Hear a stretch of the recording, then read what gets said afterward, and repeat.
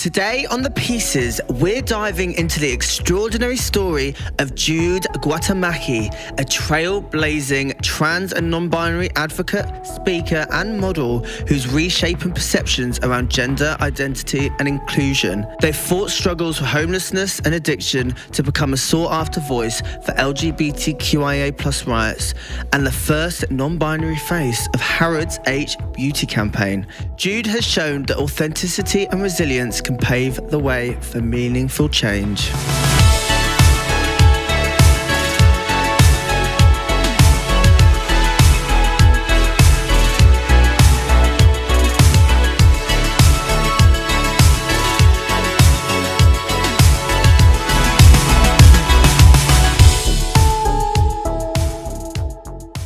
Jude, how are we doing? I'm good. How are you? Oh my goodness, I'm good, thank you. Thank you so much for coming on. Thank you so much for having me. I'm really excited to get into this because I feel like, especially with everything that's been going on kind of politically and socially, I think just having conversations with people like yourself, trailblazers, people that stand up and really kind of, you know, fight for the rights of others, I think it's so important to amplify voices like that. Agreed. How have you been, though?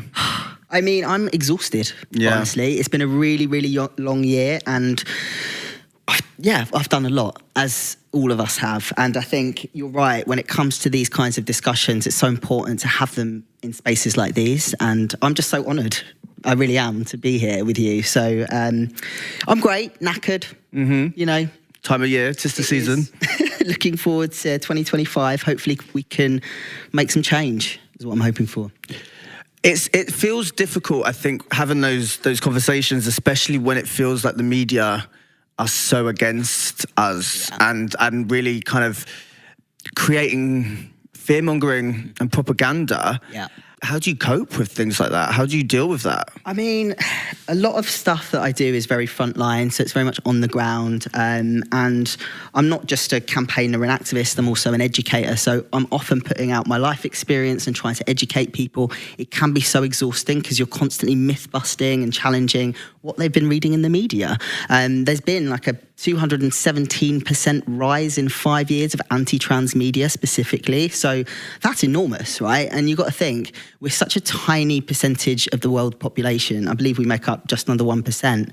And if you think about that and you think of the level of anti-trans rhetoric that is out there, there are very few of us that actually have a voice that are able to directly tackle and challenge those ideas. And so it is very challenging. And unfortunately, we've seen a decline in support, and we've seen, you know, a rise in the far right. And I think that's indicative of what's been going on for the trans community. And I feel like as trans people, we've been trying to get people to understand that this isn't about the hatred of trans people, transphobia necessarily. It's more a premeditated far right strategy. It feels insidious, right? It feels like it's deep rooted, and I feel like the media over the years, because I studied journalism, so one thing I was so angry about was the hypocrisy that the media have and the power that they have, and the fact that we kind of just don't question it, you know? Like, a lot of people are kind of blind to it. They just kind of ignore that. And it pained me when I was studying it and I was kind of advocating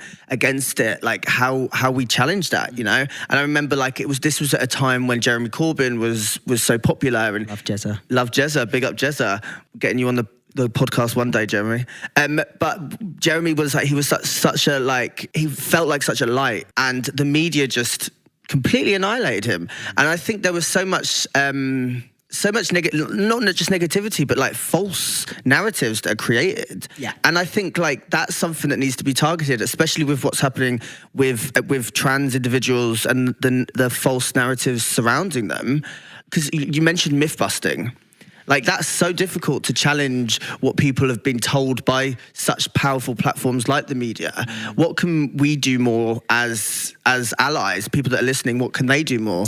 Well, it's really about, if you are in support of the trans community and you want to help, there are so many ways that you can do that.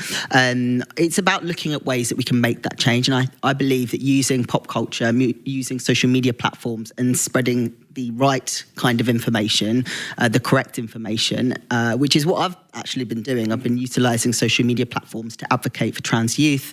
And when you see someone, a high-profile person or a celebrity standing up for a community, it can be incredibly powerful and encouraging others to do the same. So especially those with a platform, I think, use it.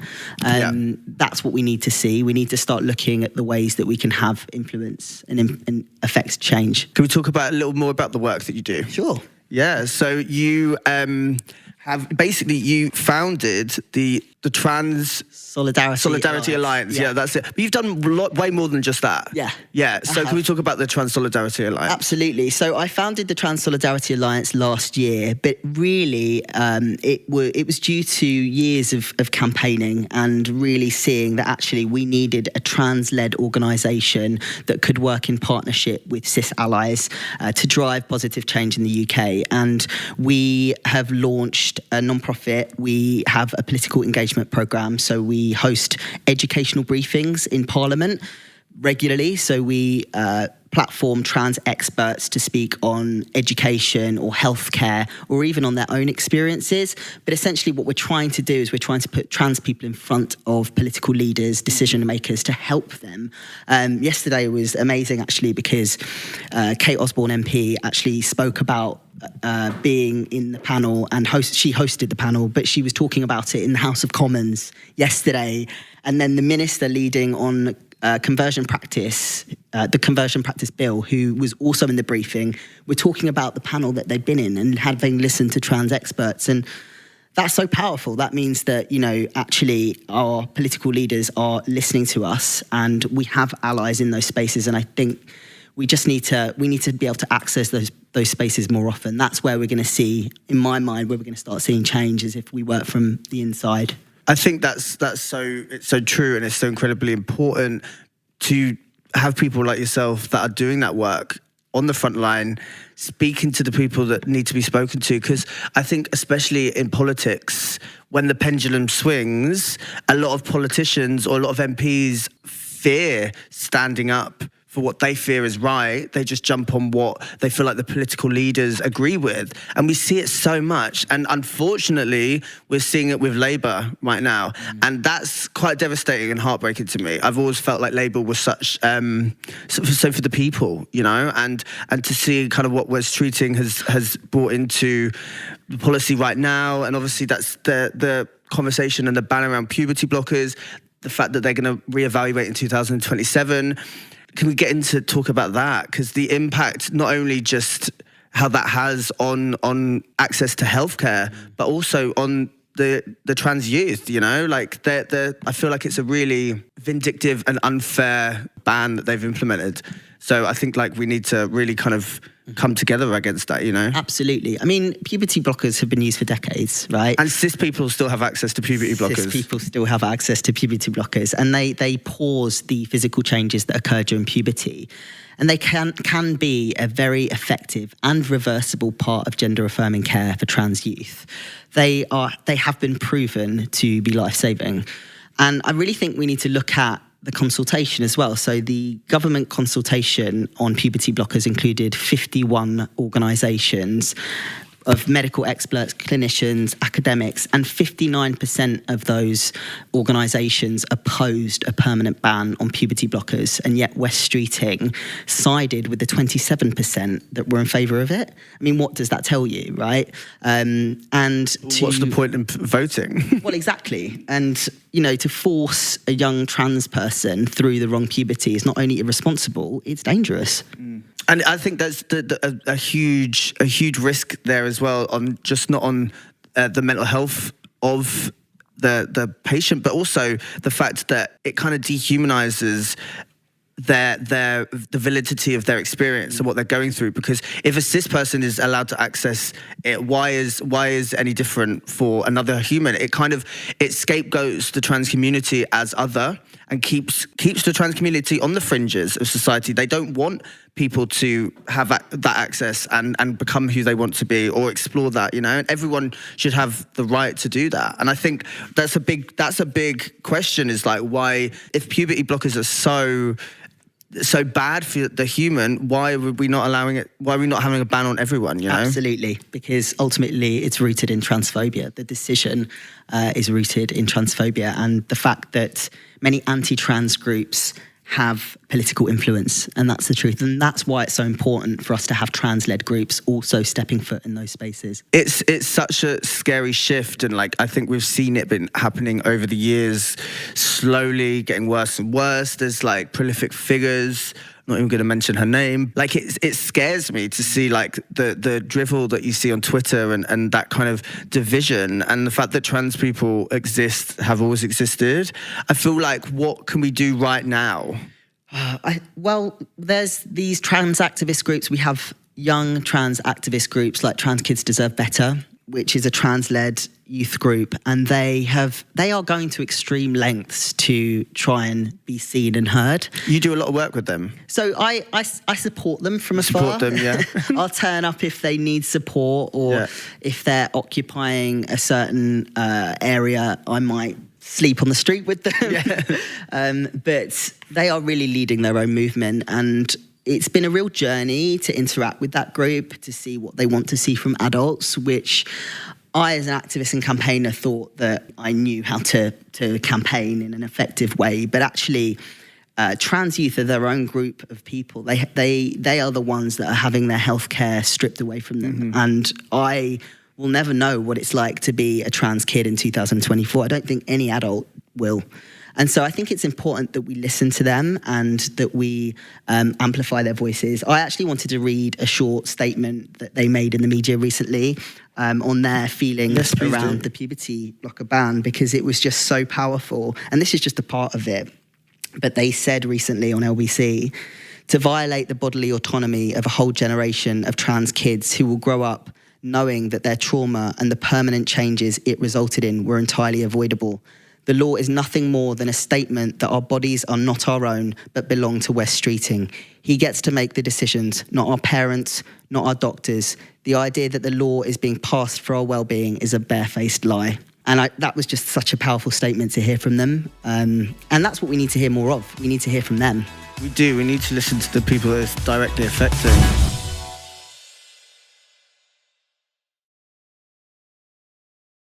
I feel like I'm sick of seeing conversations of debates or that don't involve a trans person or the person it's directly affecting. And it almost feels like a similar way that Section 28 was brought in to kind of completely ignore and create just barriers for a community. Yeah, and so many of us know what that reality was like. Like, most of my activism stems from my experience as a young person. I was a Section 28 kid, so I grew up not able to access an education about our community. We didn't have social media growing up. There wasn't any real representation. So access to information was non-existent. And therefore, I grew up feeling very alone in my experience, and I didn't meet people like myself. And that perpetuated this feeling of shame that I experienced throughout my life, and I wouldn't wish that on any young person. And the thing is, we all know what shame feels like, not just queer youth. Everybody experiences shame in one form or another. Our experiences of shame might be different, but I'd like to see a world that facilitates an environment for young people to be their authentic selves, and we're just not there yet. We're not, and it feels like every time we feel like we're getting there, the pendulum swings back the other way, and shame is so deep rooted, I think, in queerness and feeling other. And I definitely know that I've experienced shame, and that has led to me partaking in avoidant behaviors and addiction and using drugs as a coping mechanism. And it's a cycle of shame, you know? And it's something that we need to be vocal about and break, because I think the more conversations we have about that, the more power we take back. Because people will never understand the queer experience unless you are queer. And there's also so many levels to it and varying degrees of that, you know? Finding my identity and struggling with that over the years and trying to give as much as I can, but also not feeling that enough inside myself, that love. Because it comes down to that, not loving yourself as well, because you don't feel like you're allowed to love yourself. And we're taught not to love ourselves, aren't we? That's the thing. Like, shame is imposed on us, like we pick it up. But I believe as much as we pick it up, we can also put it down. And I found that I've been able to empower myself through embracing my identity and actually realising that there's nothing wrong with me. And I've had to explore other ways to work on that shame in other areas now, which is really interesting. But when I think about being a young person, I just felt like there was something wrong with me. And I wish that someone had helped me to understand that that wasn't true. And that's what I've sought to do with young people. So I've gone to schools across the UK for the last 9 years, being open about my experience with the hope of inspiring all young people, not just trans or LGBTQ+, and to help them to understand that we've all been socially conditioned, and that's actually started before we were even born. Like, we talk a lot about the sex we're assigned at birth, but a lot of us are assigned an identity before birth. You know, if a parent goes for an ultrasound or finds out the gender of their baby, they're already thinking about who that child is going to be, you know, what name they're going to give them, the pronoun, what clothes they're going to wear, what they're going to do for a living. And there's this whole idea that you can shape and mould a child to be who you want them to be. But I think that you can't actually force a person to be anyone, but you can shame them out of being who they really are. Yeah, I think it's such a powerful thing, is accepting there is so much shame that's just built in society. We're victims of it. We're kind of, it's ingrained. We grew up with it. It's almost generational too. Yeah. You know, like this shame passed on, and I think like we're just products of that. And breaking free of that is it's hard. It's hard, but it's powerful to do. How has that helped? How have you, if you don't mind sharing, like how have you done that over the years? I mean, and like obviously I know like it's a journey, and it's there's no linear way, it's not like an up and down, but what has kind of helped you with that? It's really important to, when we think about well-being, to frame it in a really realistic way. I think you said it earlier, like it's difficult for people within our community, because when we watch videos of like cis straight millionaires saying it's all about mindset, that doesn't necessarily apply to us, you know, in the world that people have to live in. Like, I find that quite patronising. Mm-hmm. I think, well, actually, it's not been like that for me, but I've worked very hard at my well-being, and it definitely hasn't been linear. I've also struggled with mental health and addiction as a young teenager, and that stemmed from a lot of trauma in my childhood. And that's even before the trans experience. I was completely unaware of being trans until I was 30. It took me until I was 30 to make that realisation. But the dysphoria was there, whether I was aware of it or not, and I'm sure that made my mental health a lot worse. But I essentially battled through my teens to survive. Like, I almost didn't make it to 18. Like, I fractured my skull. I've got nerve damage to this very day. And it's not necessarily something that's visible, but it's something that I carry. Like, I've got lifelong scars and consequences of my addiction. And although I had treatment, I went into treatment at 20. So I've been to 4 rehabs in my lifetime. Mm-hmm. I had 8 years of recovery in my 20s. But as soon as I started navigating my gender, I fell off the wagon. You know, I relapsed. And it's something that I want to be honest about, because I just think there's no point in being dishonest. I've really struggled with my recovery, particularly as I've lived life as a trans person, particularly with the level of frontline work that can be very triggering, very difficult. But I also felt this wedge between the recovery community that were my community. Becoming a trans person, I suddenly felt really disconnected from that community, and it's been very difficult to kind of to stay on the straight and narrow, honestly. Listen, I think there's power there, and I think just, you know, the journey there's no straight path to it, and I think if you're in recovery, and I have over the years, and I've done the same as that, and I've fallen off, and I've hidden it, and I've felt shame from it. You feel ashamed that you've done that, and then the cycle continues, you know? And I think just what the experience as a queer person is unlike anything else. Yeah. And we have to not beat ourselves up and carry that, because otherwise nothing will change within ourselves, you know? Absolutely. It's something that I've also dealt with, and I'm also dealing with currently, you know? Like, feeling that power to like take back control of that feeling. Yeah. And it's so difficult. It is really difficult. And when I think back, though, I'm still more myself now than I've ever been, and things have improved. I don't condone relapse just because it's so dangerous. But for me, it's been a necessary part of the journey. And actually, I wouldn't give it up. And this journey is ongoing. It will be ongoing. And I'm forever learning more lessons and learning what I need to do for myself. But I'm committed to doing that, you know, to taking responsibility for my recovery. I know that I will have this for the rest of my life. And I know that that will be complex. And I'd like to see a world where we come together more and support one another and have these open and honest conversations, because I think we need to. I think it's the answer for us moving forward, is to come together as a community and to really think about support. Support, and also, and I think just kindness. Kindness to ourselves. Like I've been in that situation, exactly what you're talking about, where I've felt I've got off the wagon and relapsed and not dealt with things in the best way. And it's an ongoing battle. And it's something that I want to be open and vocal about, because I felt a lot of pressure at certain times, and it made me become a shadow of myself. You know, like you do. You don't become the best version of yourself. And I think we just have to be accepting of each other and be vocal. Absolutely. And I think you sharing your story there is going to be so powerful to people that are listening, that might also be struggling with addiction and have relapsed. And, you know, to hear someone else be like, it's a journey. It is. There's no right or wrong way to go, you know? And one of the things that I'm learning is, and it's a cliche, is not to pour from an empty cup. I've been told that so many times, because my response sometimes is to, you know, throw myself into activism and campaigning work, and it doesn't pay the bills, you know. So this year we've facilitated 4 briefings. We did a social media campaign, which was like a full-time job.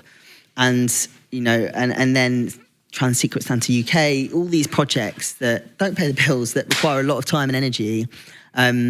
And then sometimes I just end up spent and there's no time for me.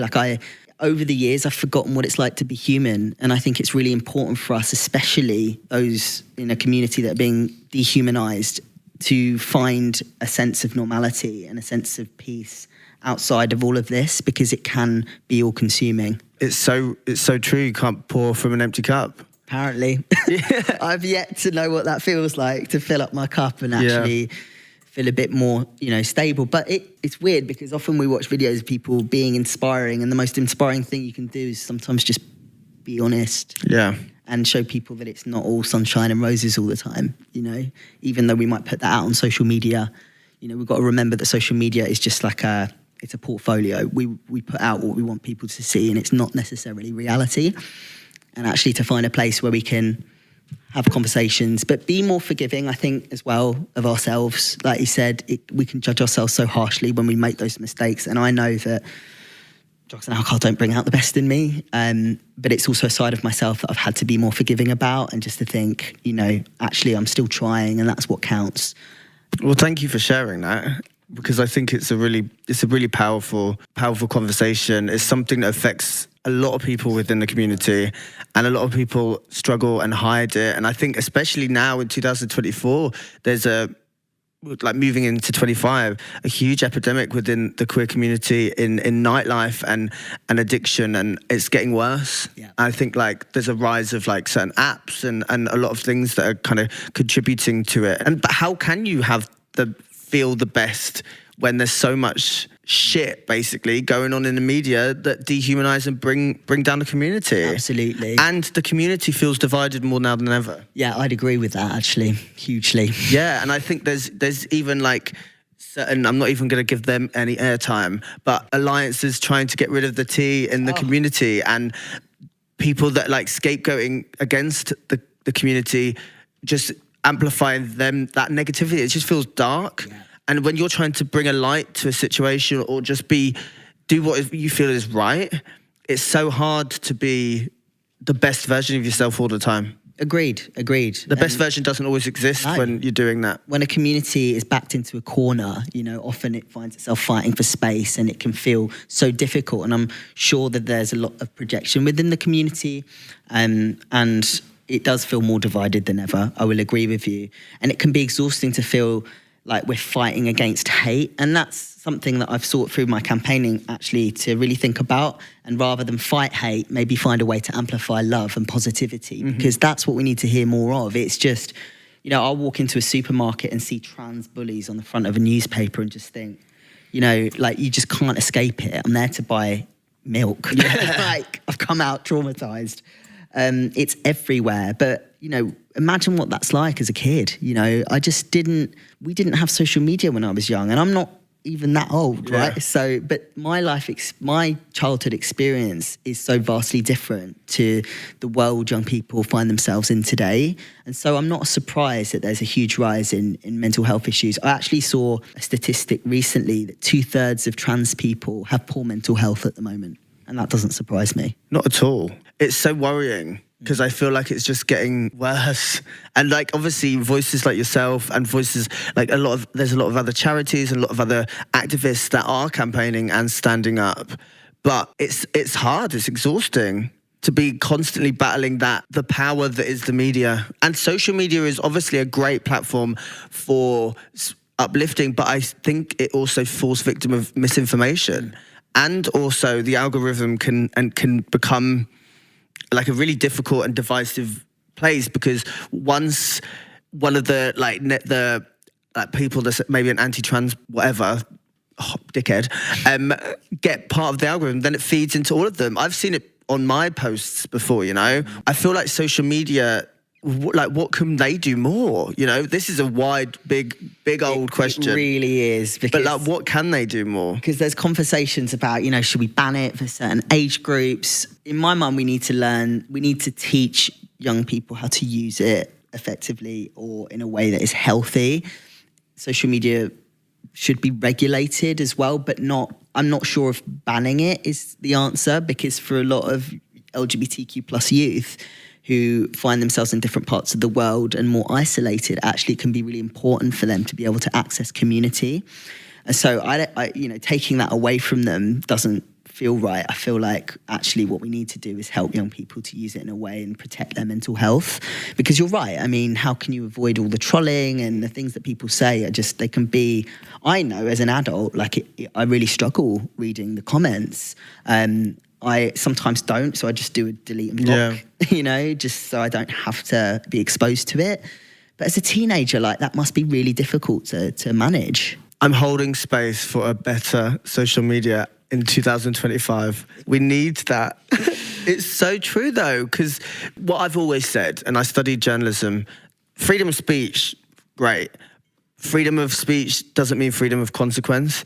And, like, you shouldn't be allowed to just say what the hell you want, or social media shouldn't be allowed to, or people shouldn't be allowed to spread so much false information and I hate to say the word, but like fake news, because it creates this culture war that we're in right now. Absolutely, I agree. I feel that media needs to be regulated. They shouldn't be allowed to put out misleading stories that are very clearly there to corrupt the mindset of people, because it's irresponsible and it's causing harm. So I'd like to see a world that stops that from happening and protects particularly young people and children. This might be like a broad question, but if like an ally is listening and they want to get more of an understanding or better understanding on what they can do, are there any kind of charities or organisations that jump to your mind that they can check out? You know, we have the internet, which is a wonderful thing, and there are lots of wonderful organisations and charities that support young people and adults. Switchboard is a great place to start. So they will put you through to an organisation that you're looking for. So if you're confused as to where to go, and there are charities like Mermaids that support young people, Think to Speak, LGBT Foundation. There are a lot of charities and organisations, but I feel like when it comes to allies, we need to see more allies supporting us and advocating for us. I feel like it's easy just to turn the cheek and ignore what's going on if you feel like it doesn't affect you. But I really want allies to know that this will affect you at some point. This isn't about trans people, this is about all of us. And the far-right movement is just working its way from the bottom up, you know, starting with vulnerable young trans people, and then it will be our healthcare next, right? Yeah. It's terrifying. And so actually we all need to take an active role, get involved, and also understand that, like, you know, trans people also just want to be treated as humans. Yeah. You know, like, we're not a dictionary. We're not there to, like, educate people. The amount of people that have said, come on then, educate me. And I've spent, you know, time outside of work, like, being that source of information. Like, I just feel that we need to understand what's appropriate and what's not appropriate, and to, you know, and to really recognise that this should be on the shoulders of people that it doesn't directly affect so much. often it comes down to us, and we find ourselves creating these campaign ideas and creating these resources and tools for allies to stand behind. But what would be refreshing is if allies came up with those ideas and were more involved, so it wasn't so taxing for so many of us, you know? Yeah, absolutely. I agree with that. I saw you at Trans Pride. That was a beautiful day, though. What a day. It was so lovely. And that felt big. And the media didn't really talk about it at all. Right. They didn't publicize how many people turned up. And that felt like the community, but also a lot of allies and a lot of people that were there to support. And it was incredible. And obviously we don't want to be having to do this. We don't want to be marching for the rights of trans people. But people in the media, I remember people why are you doing that? You don't, trans people don't need, they've got everything that they need. No, it's not true. It's so crazy, because this is what's happening now with the Wes treating and the rollback on puberty blockers and access to healthcare. But the day was beautiful in itself. It was stunning, and it was the biggest trans pride in the world. In the world, absolutely. And it felt monumental. It felt special. It really felt. And the media didn't give a shit. No. And we were there at the front. And there were young people. There were adults. There were just all of us were there, and it felt just so full of love and community. But you're right, the media didn't care, and the media is selective on what they will report on. It's because the agenda they're trying to push, that doesn't suit that narrative. Absolutely, and we're seeing less and less media outlets in support of our community, which is also very worrying, because who's going to report for us? Who's going to talk about the important issues if we're just seeing less and less of them? And we've seen that happen over the years. I've watched that happen, and it's really scary. And it's because a lot of these anti-trans groups will put a lot of pressure on organisations. They actively go out there, put pressure on people, and it just results in people just kind of pulling back and succumbing to that pressure. And actually, we need to see those organisations stepping up and not allowing them to do that. Right, the complaints to Ofcom, don't worry about it. Just push forward. That's part of their strategy. But if we let them win, things are going to get worse, not better. They amplify minority, a tiny amount of anything that tries to strengthen their agenda, while ignoring the massive euphoria that comes from the trans experience and allowing individuals to be themselves and explore that. You know, I think. Not a Phase, shout out Not a Phase. Not a Phase. Great trans charity. They recently, Maxine Heron just recently shared her story about her experience of puberty blockers, and also a lot of the misinformation that we see. It was a really important post, so if you're on social media, go check it out. I shared it onto my Instagram, so it was up there as well. It's had a lot of people viewed it. A lot of people didn't know the truth behind it, you know. And then there's still some people in the negative comments try to pull something out of thin air because they're just trying to push that agenda. And I think we just got to turn up, show up, and keep on fighting, because I think it feels like it's getting worse, but maybe it's going to get worse before it gets better. We're seeing that happening right now. Absolutely. And then we're seeing, the rise of these incredible movements and groups and charities and organisations. And I saw that video from Not a Phase, and it was so powerful. I thought so powerful. More people need to see things like that. Yeah. That is the answer. So if we work together and if we work hard, hopefully we'll start seeing change. I think we've basically spoken about everything, because this last question I was going to ask you, I probably should have asked you first, but what does identity mean to you? Identity is individual. It's a feeling of who you are. It's just so personal. When we talk about identity, it means different things to different people. And if you think all 8 billion of us on the planet are entirely different from one another, then that's just an indicator of how diverse we are as a human community. And I feel like that's something that we need to recognise, that actually we're all different, and that's okay. We're still part of the same community, and it's allowing those to tell you who they are rather than making that decision for them, that I think is really important. Jude, thank you so much for coming on The Pieces. That was a beautiful conversation. Thank you for being vulnerable and open. And check out Jude's work. There's the Trans Solidarity Alliance. Check out their Instas, their socials. I'll post them on here. And thank you so much. Thank you so much for having me. It was a pleasure.